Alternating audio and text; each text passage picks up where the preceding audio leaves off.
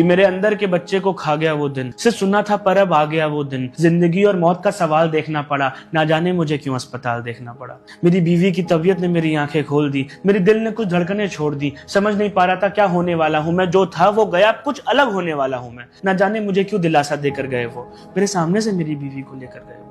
काश उसका दर्द मैं सह रहा होता, उसकी चीखों को सुनने से अच्छा कि मैं बहरा होता। अंदर ऑपरेशन चल रहा था, लोग लगे हुए थे और हर तरह के आंसू मेरी आंख में सजे हुए थे। जब जब ओटी का दरवाजा खुलता, मेरी धड़कनें रुक जाती, मेरी हाथों की लकीरें दबती और फिर दुख जाती। अंदर क्या चल रहा था कोई बता नहीं रहा था, और एक समय आया मैं भी कुछ सुनना चाह नहीं रहा था। मार रहा था मुझे ये गंदा इंतजार, मैं नहीं बैठ सकता था और ओटी के बाहर। मैं मंदिर में गया और गुजारिश की, बीवी को जिंदा रखना ये सिफारिश की। मैंने याद किए वो लम्हे जो उसके साथ बिताए थे, जब मैंने उसके लिए आसमां में तारे सजाए थे। मैंने हाथ जोड़ के मांगा, कुछ अलग नहीं वही चाहिए मुझे, मेरी बीवी चाहिए और सही चाहिए।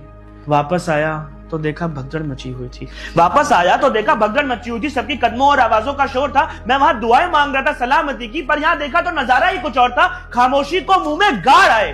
डॉक्टर 4 घंटे बाद ओटी के बाहर है। उन्होंने अपने चेहरे पर संतावना को सजाया, मुझसे पहले कुछ मेरे माँ बाप को बताया। माँ बाप सुनकर मुझसे दूर गए भाग वो, मेरी सांसें रुक गई देखकर खून के दाग को। मैंने खिड़की से देखा तो बहुत कमजोर लगी मुझे।